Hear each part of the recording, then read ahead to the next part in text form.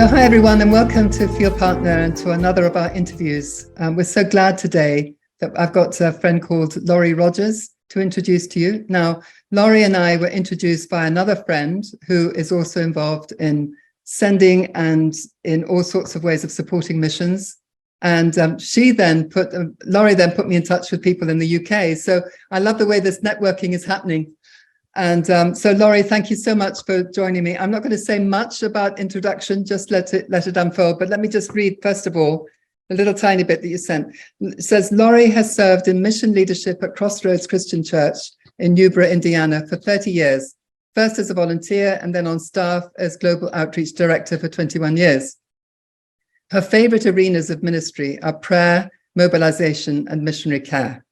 So I know that all those themes are going to come in, but the particular reason why I've invited her is to talk about her latest project, which is MomentumYes. So Laurie, thank you so much for joining me. It's great. Thank you. It's lovely to be here with you today. Thank you so much. Great. So why don't we start like we always do with origins, where you were born, how you came to faith, and all that kind of thing.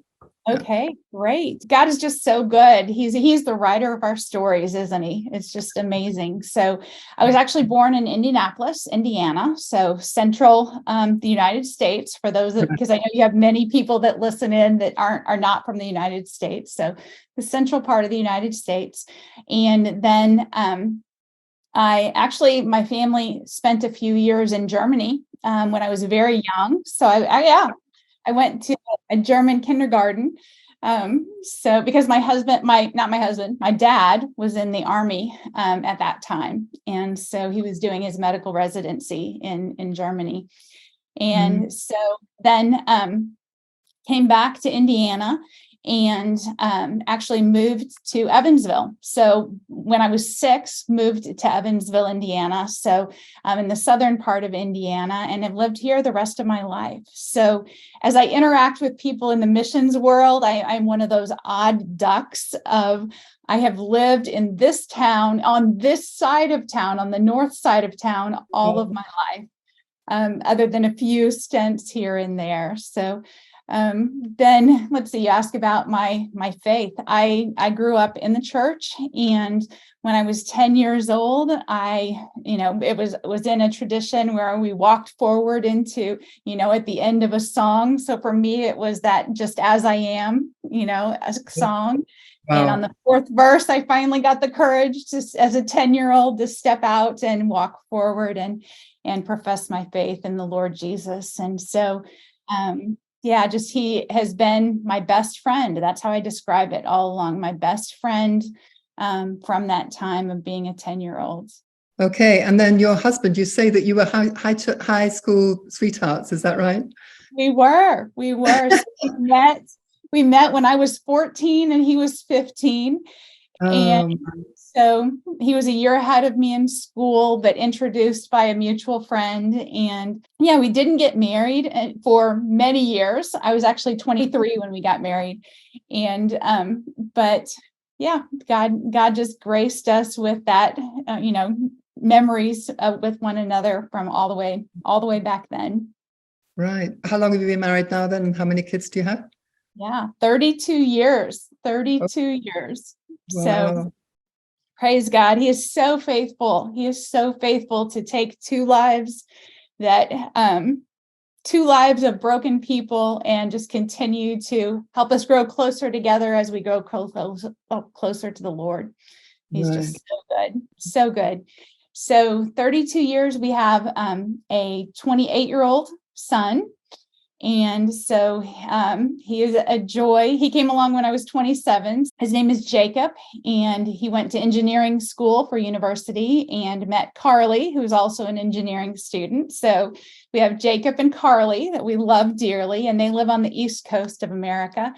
And then God also blessed us with a daughter who is now 13, and wow. Jocelyn. So we are still, we have many of our friends are empty nesters, but we have a 13-year-old. So it's quite a joy and adventure to That's a big gap, though. Big gap. Boy, girl, different generations, right?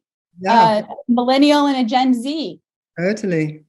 Different in every way, but beautiful, and they love one another, and we I love. was going to say, are they good friends? That's great. They are good friends. They are good friends, even though she was, not even in kindergarten when he went off to university, but very good friends. So tell me then, how do you manage to get involved in missions while you're rooted in Middle America? I would say probably a monoculture, would you say, around you, pretty much? Or not? Especially 50 years ago, right? Especially then. So yes, my church, my parents, got God's glory. He tells us to pass what we have on to the next generation, and my parents did that. And so from very young age, I understood that the gospel was for people of every culture. And you think back 50 years ago, how much did we even know about other cultures? And you're right, monocultural. My whole school was white. I was from a farming community of all whites, like a German descent, part of a farming community. And so part of my story is that my parents, we went to Germany together, but then my parents divorced. So I was white, but then my parents were divorced, and I was there was one other girl in my whole class whose parents were divorced. So talk about monocultural, just middle America. Yeah. But my church was very committed to, helping us understand about the nations. And then also my parents, in one way, really honestly, my first cross-cultural for me experience was my mom helped lead the after school program at an inner city ministry. And so that was an African-American community. And so I had a great experience with that after school, classroom kind of, fun games, teaching them Bible stories, that kind of thing. So when I was in 8th grade, I led the 1st and 2nd grade classroom after school program. And so I learned a lot. And then when I was in high school, then I actually was a part of a camp for the people from that community and was a lifeguard and learned that kind of thing. And then as I went on to university myself, then I had many more opportunities to get to know people from other nations. So university, you stayed locally in Indiana, or did you go somewhere else? So I started off in Indiana, and I have a very interesting college story. And I just thank my father so much, because he was very gracious to let me wander during my college years. And college costs were not what they are today. Also, think about that many years ago. However, I wandered quite a bit. So I started off in Evansville. And then during that time, I got to go to and spend a semester in England. So that was a joy, a great joy. And during that time too, I knew that I was going to get to meet my first Muslims at the university in England. And so I, prepared my heart for that as much as I could as a 19-year-old. And then, so I was in Evansville for 3 years. Then I went actually like 4 hours north to another school for a couple of years. And then I ended up getting married at 23 and coming back to Evansville and finishing my college degree here in Evansville. Okay. And meantime, you'd got involved then in Crossroads Christian Church. That's your church, isn't it? It is. So tell us about that, and tell us how do they engage with other cultures and God's call to missions? And then tell us about the roadmap. I saw that on the church website about the roadmap of living and loving like Jesus. Yeah. Sure. Okay. So yes, I got involved at Crossroads in 1990, married into Crossroads. That's where my husband was going to church. And so that was a lovely bit. And I was away at university 4 hours north. I definitely, grew that passion for the nations. And I was like, okay, the church needs to be all about missions. Let's go.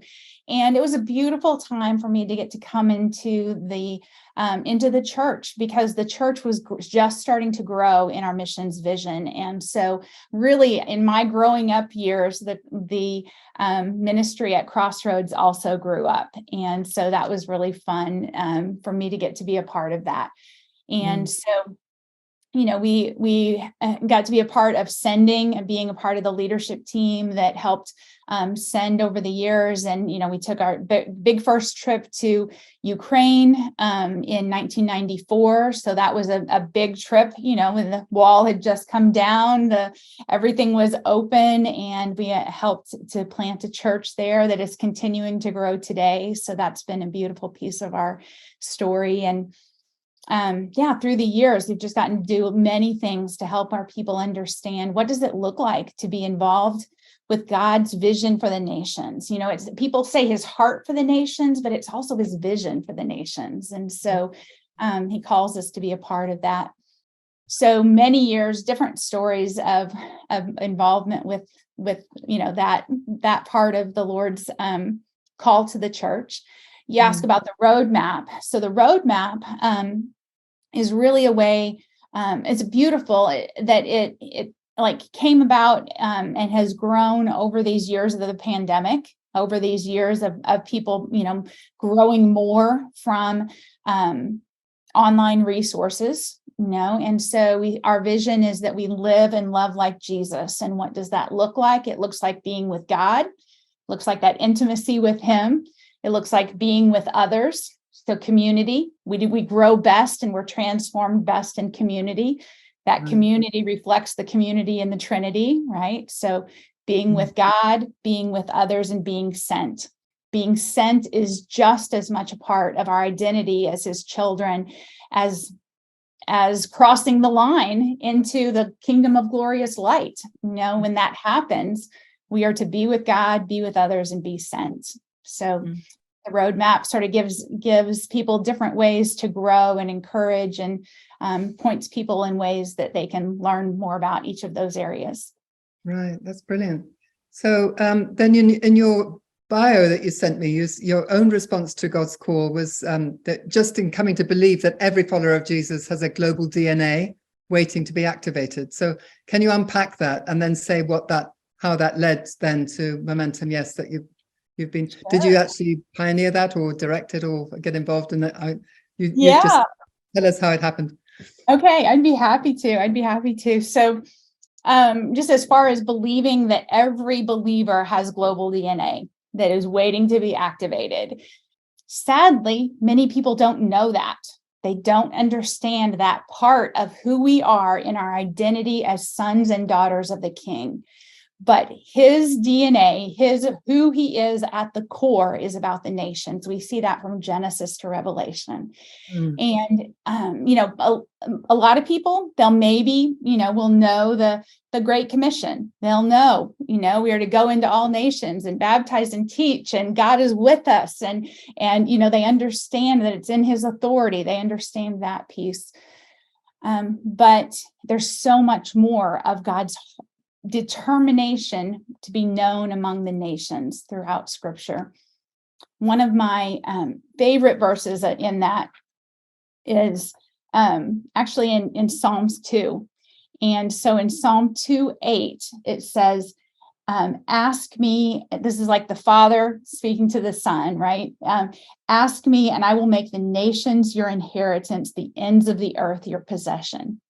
And so it's like that, the nations are Jesus's inheritance. And we look at like Luke 4, look at the temptation. Luke 4:5 says, then the devil took him up and revealed to him the kingdoms of the world in a moment of time. And he said, I will give you the glory of these kingdoms and the authority over them, because they are mine to give to anyone that I please. And I will give it to you if you will worship me. And the reason that was a temptation was because it was promised to Jesus, right? It was promised. The nations were promised to Jesus. Right. And so, it was a temptation, but it's just so powerful. I once heard, and and author Larry Sparks say it this way. He said, it's like the Great Commission that Matthew 28, is like Jesus's final words. It's like the pep talk. And it's like he's saying, okay, go get me my inheritance. How about that? Yeah. Go get me my inheritance. The nations don't know. They've heard a taste, but go do it. And there's just so much joy in having the opportunity to be on mission with Jesus, to make him known to the ends of the earth. Fantastic. Yeah. So, and that is the theme of Momentum, yes, right? And it's also how can everybody get mobilized to do that part? It's not that everybody goes to the field. I mean, your own testimony is that you stayed where you are, but you've been involved in sending. And so there are so many different roles, so many different ways to be involved. Just tell us what led to MomentumYes being made, and what was your involvement, and then how are you seeing it being used? Sure. Those are big questions. Okay, how did we see it made? I mentioned that I was a part of the missions ministry from early 1991 on, and we were just always determined, how do we get our people involved? And like you said, not everyone goes, but everyone has a role. What does that look like? And so we did several different things through the years, through the decades. And, we led a perspectives course, and I got to be the administrator for the perspectives course. And we learned so much during that time, and it was beautiful. And that was actually in like the early 2000s. And we did that with community churches over like a 3-year period of time. And we still have missionaries that are on the field that received their call during that time and still bearing fruit from that opportunity that we had in Evansville to do that. And but in like we did that for a few years, and then collectively the churches involved felt like it was time to put that on pause. We felt like, okay, we'd had a great turnout, and we just needed to do something different for a bit. And so we did some other things internally. We checked out some other opportunities and ways to help our people understand, just the everyday people. We're like, okay, perspectives was beautiful for the people that were willing to make that kind of investment.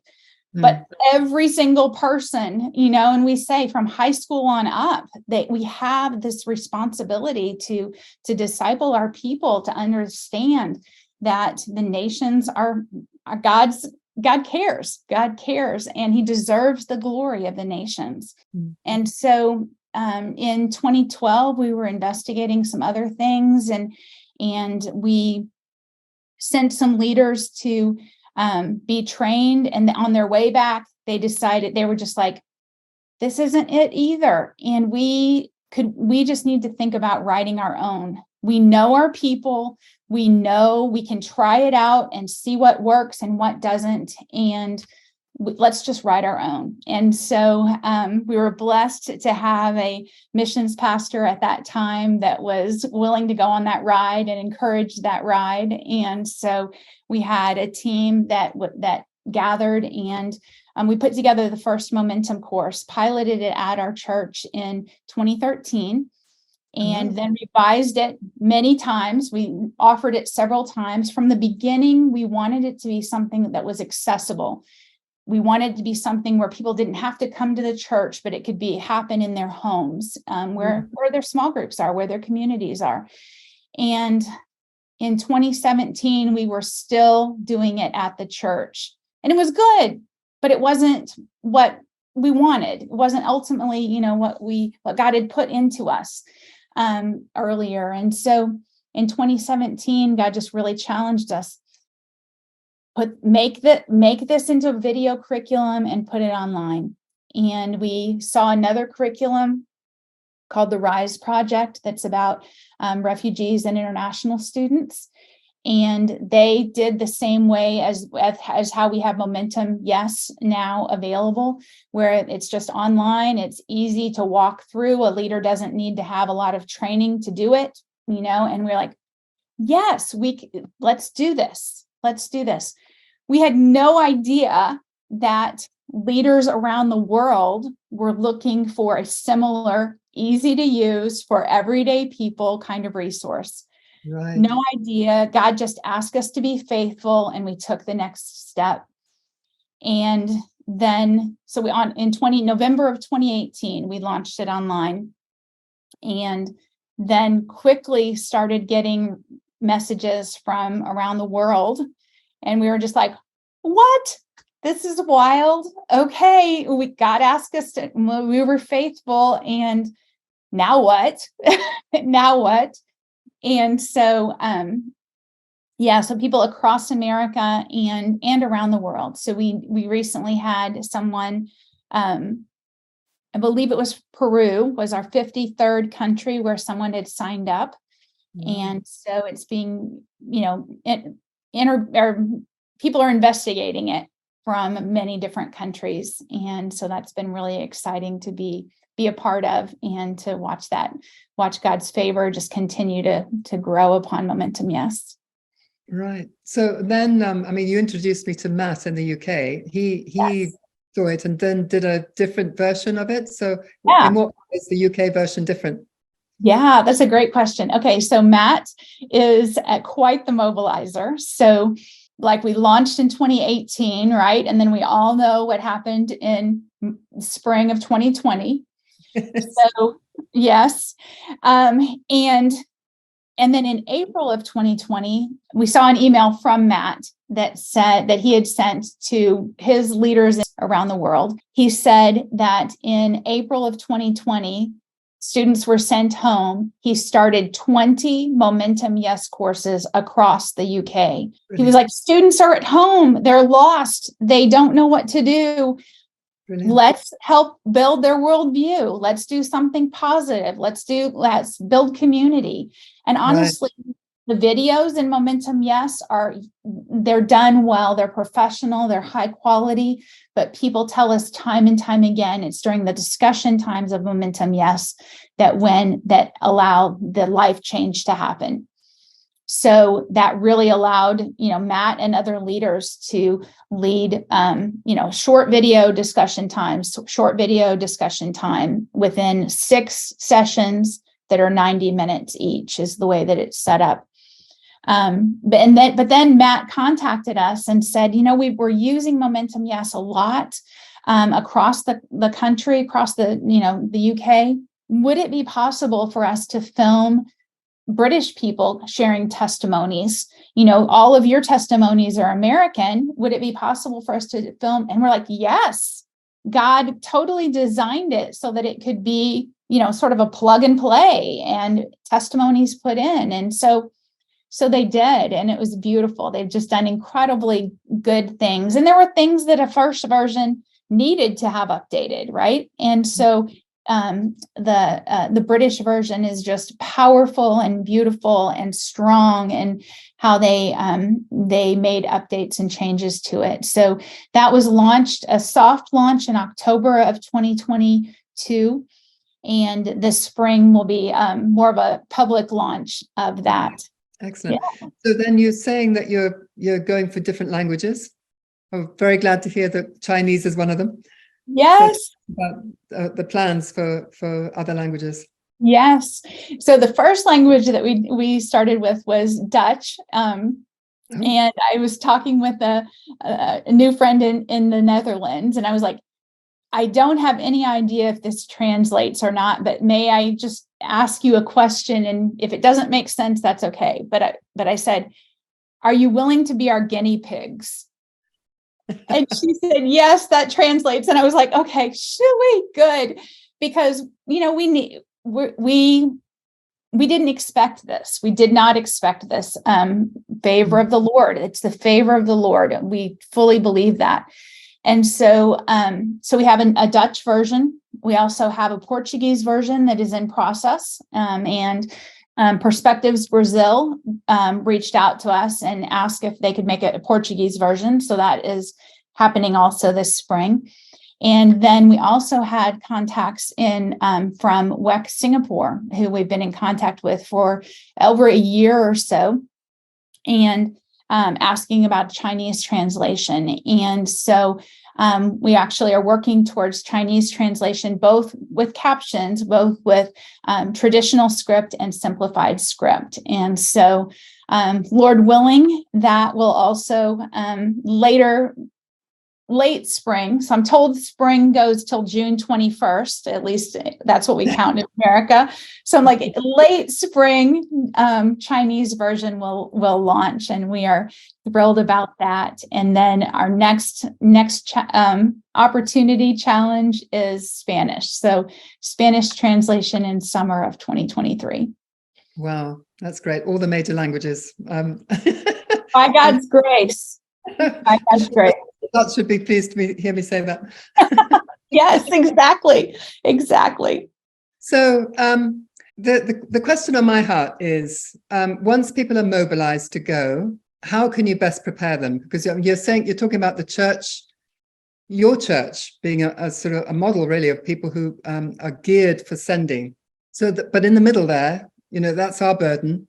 It's the whole training and the sending aspect. So how do you see mobilizing kind of tying in or leading into good training? Yes. Oh, that's a very powerful question, because the statistics, and I don't know, these are the statistics we say in America. I don't know if this is the same as what you say in Britain or in Taiwan, but in America, sadly, 50% of the people that are sent return within their first term or don't go back for their second term. 50%. And the reason, so you agree that's what you? Well, I haven't heard, I've heard different things. I've heard over 10 years, there's a sort of, there's that kind of a attrition. And then the whole issue of the reasons why so some of it is to do with poor relationships, especially intercultural. Mm-hmm. Another is not feeling well sent, and the other is, a third should never have gone in the first place. So this is, if you get a lot of zeal for going, somehow or other the church and the agencies or whoever needs to filter. Okay, so you have a passion, but maybe you're not ready yet, or maybe you need to get involved in the kind of thing that you're doing. Yes. There are other things to get involved. So anyway, those are my questions about the zeal involved. So I absolutely affirm that, and it is a package deal to send someone, right? I don't believe it's not wise. The statistics alone say it's not wise for someone to say, "Oh, I'm going to go, see you later. We're host, passport country.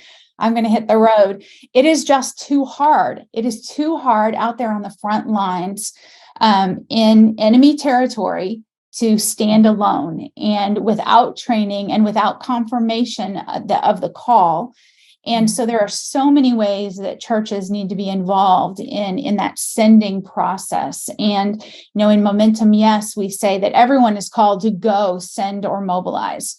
And so what does it look like for everyone to move from the sidelines to the front lines of advancing God's kingdom? Everyone to do that. But some of us are called to go far away. Some of us are called to go across the street.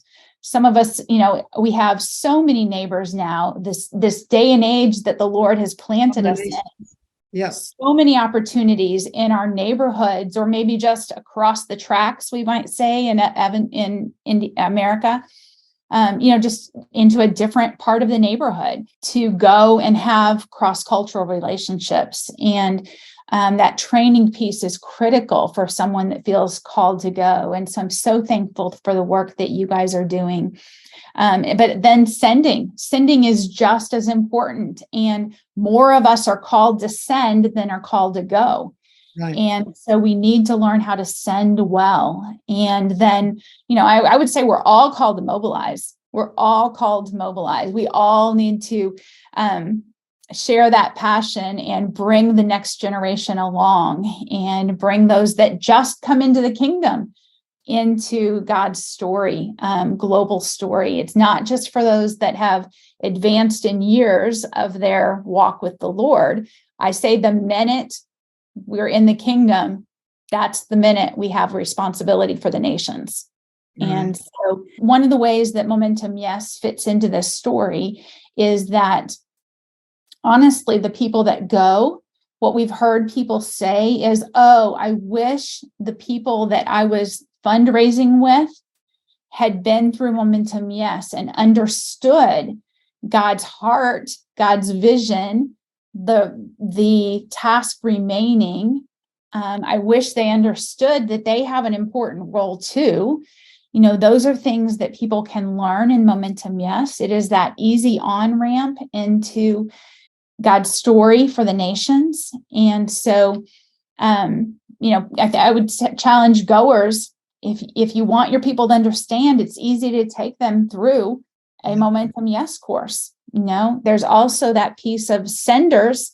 Senders can understand, you need to understand the fullness of what your missionary friends are investing in, so that you can pray better, so that you can understand how much of the Lord's finances that he's poured into your pocketbook does he want you to give away. We don't know, but the more that we understand his global passion, the more we can understand what is our calling, what is our role in his story. I love that. And one book you may or may not have come across, which was very seminal for us, which is Neil Parolo's Serving as Senders. Yes. The statistic that he mentioned is 9 people in the sending role for one person on the field. Because that's the military statistic. There are not, in the supply line, for one person on the front line, it takes 9 people back home to support in the supply chain. So it's not just senders being the sending church, the leadership of the church, it's every individual has a part to play, and so we encourage people to have their impact team, which is handpicked, a group of family and friends who are going to go with them on the journey. Yes, that's beautiful. Beautiful. There are so many ways in which senders can say, well, I'm here, I have a heart for this, and they can be, given a role. Yes.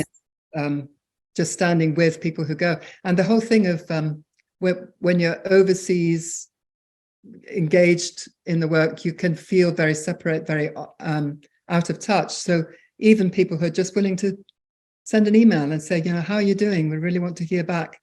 That kind of stuff is worth its weight. So much. And really, honestly, now it doesn't even have to be an email. Sometimes an email can feel heavy.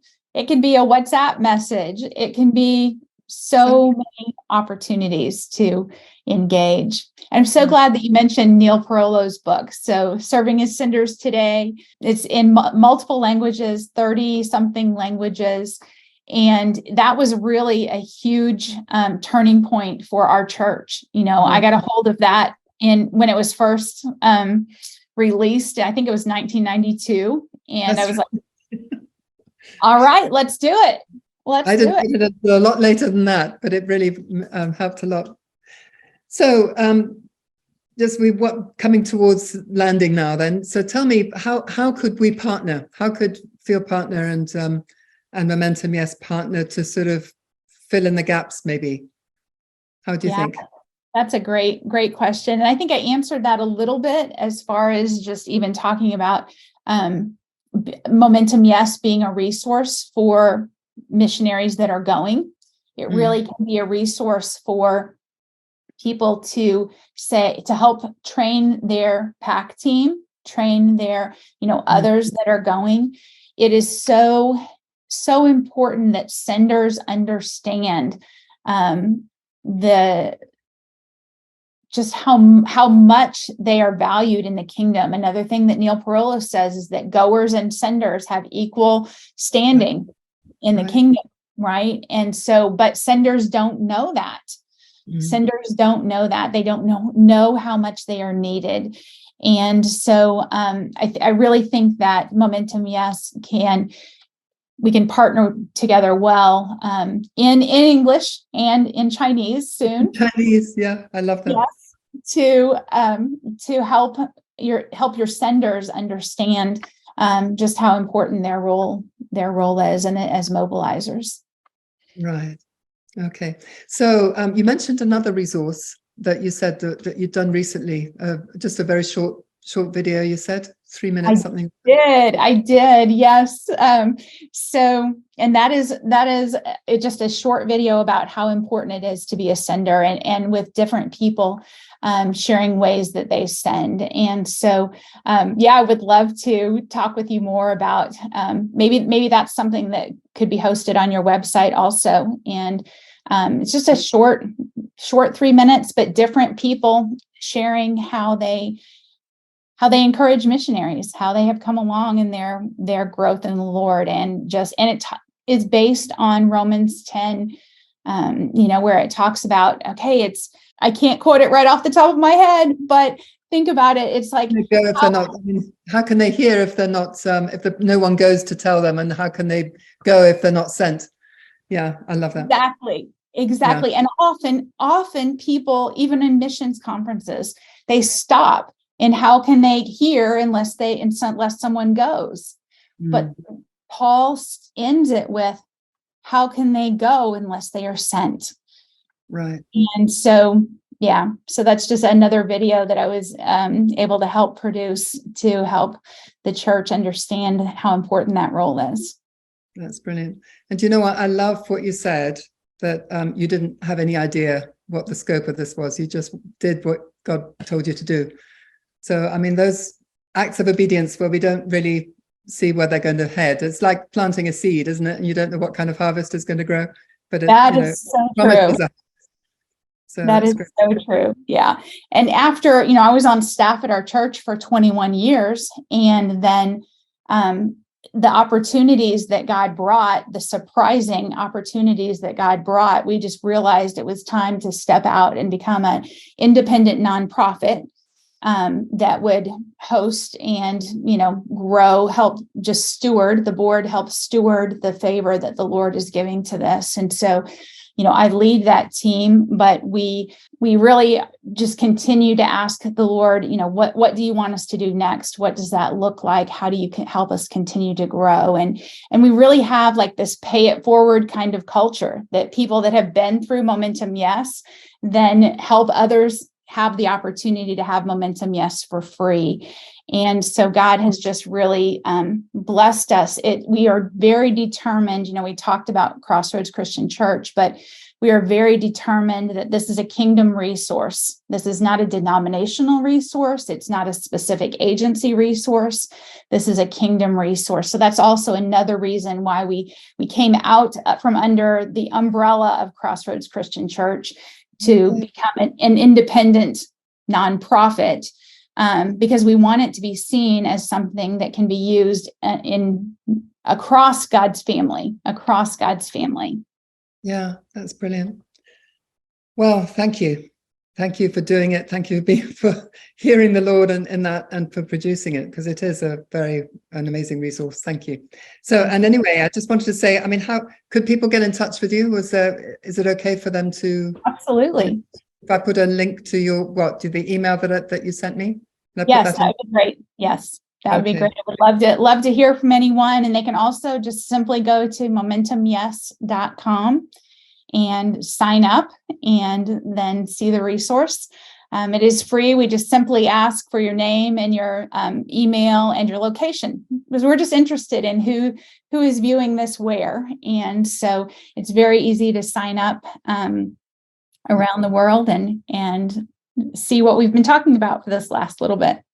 Yeah, indeed. And brilliant to do it with a group in the church, or, I don't know, discipleship group or whatever, it lends itself, doesn't it, for group discussion and stuff. Group discussion. And then also, it's also just so simple. There are students in Wales that went through it and then are leading other students in Wales. It's sort of that kind of thing. You go through it once and you're fully capable to lead another group. Right. It's that simple. So that's lovely. Well, Laurie, thank you. I think you've given us a lot of food for thought, and I love the fact that we can continue to dream of ways to partner together as well. Yes, I look forward to that too. That. Thank you so much. No, it's great. Okay, so well, that's it for today then. And if you've been intrigued by what Laurie's been talking about, do please go and check out MomentumYes on their website, or you can actually check it through our partner page as well on FieldPartner. Do listen to the other interviews if this has piqued your interest. And if anyone wants to listen to it by audio only, we've got a podcast that you can hear it on as well. So do go and check it out on the website and let other people know. Okay, God bless, and thank you very much for joining us.